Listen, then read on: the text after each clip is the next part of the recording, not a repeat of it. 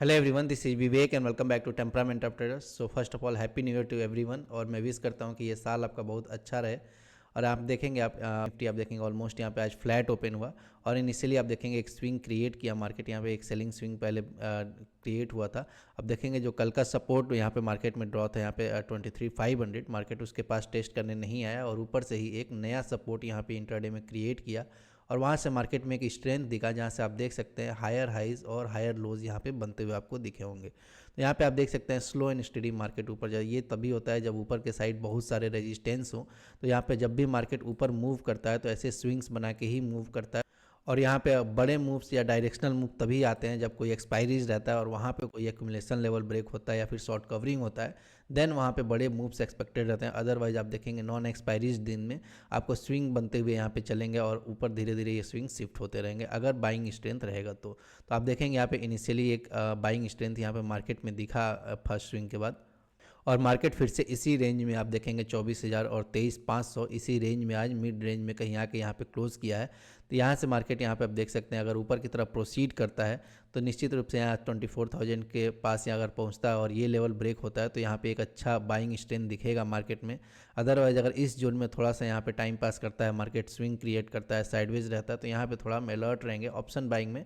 Intraday support resistance या फिर छोटे छोटे जो मोमेंटम्स हो रहे हैं उसी पे हमें लेना होगा। जैसे आज के दिन आप देखेंगे यहाँ पे पहले एक सेलिंग स्विंग यहाँ पे क्रिएट किया मार्केट, उसके बाद से अब यहाँ पे कोई कंफर्मेशन नहीं रहता है कि मार्केट नीचे प्रोसीड करेगा या फिर ऊपर की साइड प्रोसीड करेगा। तो हमें वेट करना पड़ता है, देखना पड़ता है कि मार्केट फिर से कहाँ पे प्रोसीड कर रहा था। अगर मार्केट को नीचे प्रोसीड करना रहता तो कहीं बीच से यहाँ से मार्केट फिर से मुड़ता और यहाँ पे जो मेजर सपोर्ट था इसको टेस्ट करने जरूर आता। लेकिन आप देखेंगे यहाँ से मार्केट आज का जो ओपनिंग लेवल था उसके ऊपर यहाँ पे निकला और यहाँ पे सस्टेन किया ये मोमेंटम। और इसी वजह से आप देखेंगे कि यहाँ पे एक अच्छा बाइंग मोमेंटम फिर यहाँ देखने को मिला।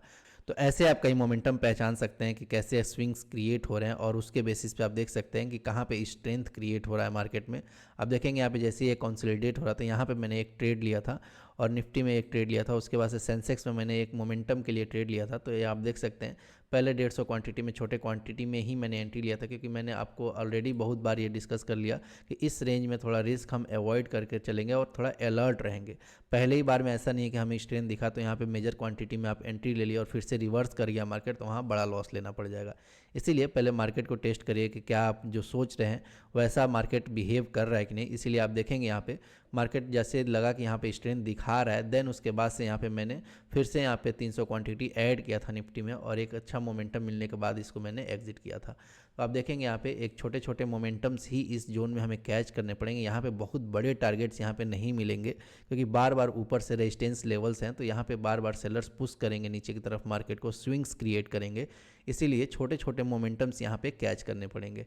उसके बाद से देखेंगे एक सेंसेक्स में मैंने यहाँ पे मोमेंटम के लिए एक एंट्री लिया था 10:45 के कैंडल में। आप देख सकते हैं जैसे ये स्विंग ब्रेक कर रहा था, यहाँ पे एक मैंने एंट्री लिया था छोटे क्वांटिटी में और उसको एक छोटे से प्रॉफिट में उसको बुक किया। उसके बाद से आप देखेंगे मार्केट यहाँ कंसोलिडेट किया और वापस से आप देखेंगे यहाँ कंसोलिडेशन एक दिखाया मार्केट। लेकिन अब यहाँ पे अगर आप एंट्री करते हैं तो यहाँ पे आप ज़्यादा एक्सपेक्टेशन नहीं रख सकते कि मार्केट आप देखेंगे नीचे के जो सपोर्ट लेवल्स हैं वो काफ़ी दूर है।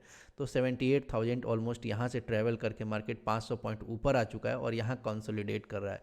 लेकिन इसका मतलब ये नहीं कि हम यहाँ अपोजिट साइड ट्रेड ले लें, जैसे छोटे छोटे कुछ कैंडल्स दिखते हैं। तो यहाँ हमें वेट करना रहता है, देखना रहता है कि यहाँ पे अगर मार्केट सस्टेन करता है या फिर होल्ड करता है, देन वहाँ से हो सकता है फर्दर कंटिन्यूएशन करे।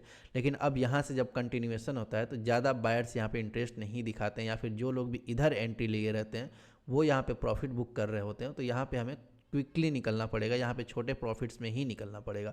इसलिए आप देखेंगे यहाँ पे जो मैंने सेकेंड ट्रेड यहाँ पे लिया था उसको मैंने फिर क्विकली बुक भी कर लिया था। तो यहाँ पे ज़्यादा देर तक रुकने से कोई फ़ायदा नहीं है, क्योंकि फिर यहाँ पे जैसे ही रिवर्सल्स आएंगे आपके लॉसेस हो जाएंगे।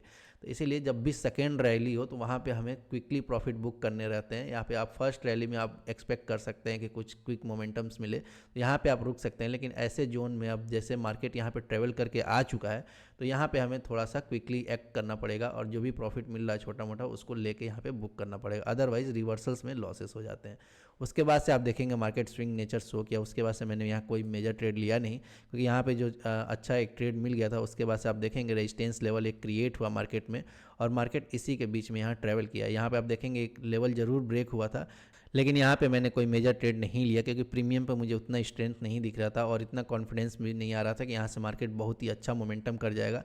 और आप देख सकते हैं जैसे एक दो कैंडल बनते हैं उसके बाद से फिर से रिवर्सल आ जाते हैं, क्योंकि रेजिस्टेंस हमेशा यहाँ पे ऊपर की तरफ से हमेशा बहुत सारे रहते हैं जब भी मार्केट एक डाउन ट्रेंड में चल रहा होता है तो, और उसको ब्रेक करना नॉन एक्सपायरी डेज में काफ़ी डिफिकल्ट होता है।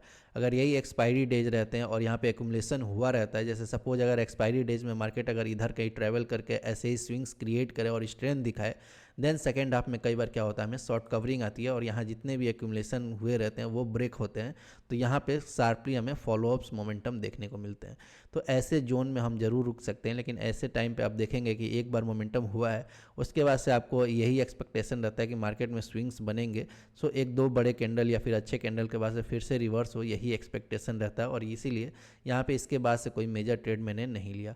आप डेली कैंडल में देखेंगे यहाँ पे थोड़ा सा यहाँ पे मार्केट आपको पॉजिटिवनेस दिखाएगा पिछले 2 दिन से। यहाँ पे आप देखेंगे जो इंट्राडे लो क्रिएट हुआ था मार्केट, उसके बाद से कल भी यहाँ पे देखेंगे लास्ट सेशन में यहाँ पे एक बाइंग आया था और यहाँ पे भी देखेंगे एक बाइंग अच्छा एक आया है। तो मार्केट स्लो एंड स्टेडी यहाँ पे ऊपर की तरफ प्रोसीड हो रहा है, लेकिन जब तक हमारा जो मेजर रेजिस्टेंस है 24,000 का वो ब्रेक नहीं होता है तब तक हम यहाँ पे बाइंग नहीं बोल सकते कि यहाँ पे एक अच्छा बाइंग आएगा, क्योंकि आप देखेंगे जो मेजर डायरेक्शनल एक सेलिंग आया था मार्केट अभी भी उसको डिफाइन नहीं कर पाया। जब तक ये डिफाइन नहीं होता है तब तक यहाँ पे अच्छा एक बाइंग यहाँ पे एक्सपेक्टेशन नहीं रहेगा। तो हो सकता है स्लो एंड स्टेडी मार्केट यहाँ पे मूव करे और आने वाले टाइम में कहीं डायरेक्शन ले। यहाँ पे आप वाई डाटा भी देख सकते हैं, यहाँ पे काफ़ी डिस्ट्रीब्यूटेड नंबर्स आपको दिखेंगे यहाँ पे, और ये तभी होता है जब मार्केट कहीं मिड रेंज में चले और जो हमारा एक्यूमुलेशन जोन रहे या फिर मेजर जो लेवल्स रहे वो काफ़ी दूर रहे। तो यहाँ पे देख सकते हैं 23,500 और 24,000 ये हमारी मेजर सपोर्ट रेजिस्टेंस है। तो यहाँ पे थोड़ा सा सेलर्स को थोड़ा सा फ्रीडम मिल जाता है 100-200 पॉइंट ऊपर और नीचे अपना पोजीशन रोल ओवर करने के लिए। तो ये आप देख सकते हैं क्लियरली, आपको दिख रहा होगा कि 24,200 और नीचे की तरफ देखेंगे आप 23,800 तक कॉल सेलर्स के एक्यूमुलेशंस हैं। वहीं आप पुट सेलर्स के देखेंगे यहाँ पे 23,600 700 पे भी आपको एक्यूमुलेशन देखेंगे और नीचे की साइड आप 23,200 पे भी एक्यूमुलेशन देखेंगे। तो काफ़ी एक डिस्ट्रीब्यूटेड रेंज यहाँ पे क्रिएट हुआ है और ये जल्दी ब्रेक नहीं होता है, इसीलिए आपको एक साइडवेज मार्केट स्विंगी नेचर वाला मार्केट आपको दिख रहा है।